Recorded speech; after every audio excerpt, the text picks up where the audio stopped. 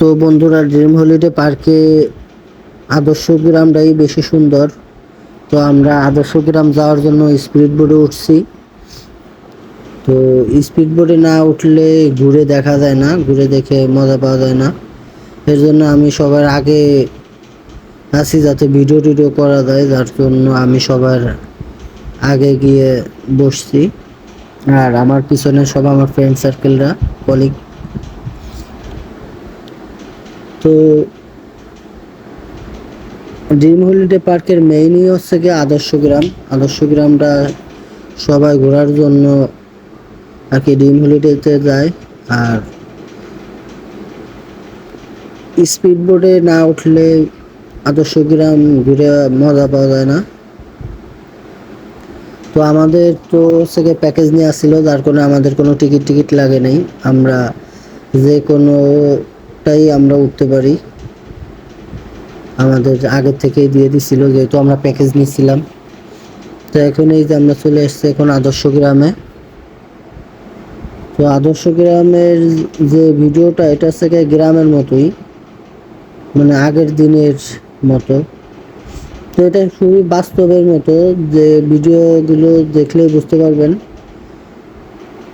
মানে এরকম ভাবে করছে যেগুলো একদম হুবহু বাস্তবের মতোই দেখা যাইতেছে।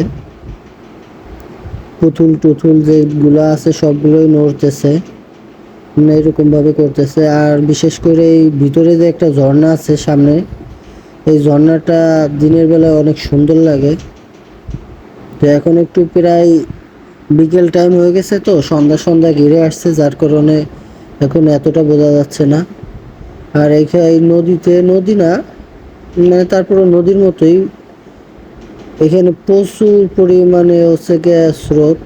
ওই স্পিড বোট যাওয়ার কারণে প্রচুর পরিমাণ ঢেউ আসে, যার কারণে স্পিড বোট অনেকটাই নড়াচড়া করে। প্রথম প্রথম যারা স্পিড বোটে উঠে তারা ভয় পাবে। দেখেন হাতি কিভাবে সুর নাড়াচাড়া করতেছে, আবার বাঘেও ডাকতেছে, হাতিতে বাঘে ডাকে। তো ভিডিওতে এরকম ভাবে বোঝা যাচ্ছে না আসলে, কিন্তু বাস্তবে আপনারা দেখলে আরো বেশি সুন্দর লাগবে। ভিডিওর চাইতে বাস্তবে আরো বেশি সুন্দর। তো আপনারা এটা চাইলেই ঘুরে দেখতে পারেন, ড্রিম হলিডে পার্ক। তো যারা ঘোরার জায়গা পাইতেছেন না, তো তারাই নরসিংদী একটা ট্যুর দিতে পারেন ছোটোখাটোর ভিতরে। আর ভিতরে রেস্টুরেন্ট আছে, খাবার সব কিছুই আছে, সিকিউরিটিও অনেক ভালো। তো এখানে কোনো সমস্যা নেই, আপনারা ফ্যামিলি নিয়ে ট্যুর দেওয়ার জন্য অনেক সুন্দর একটা জায়গা। যারা ভাবতেছেন কই যাবেন, তারা এখানে আসতে পারেন।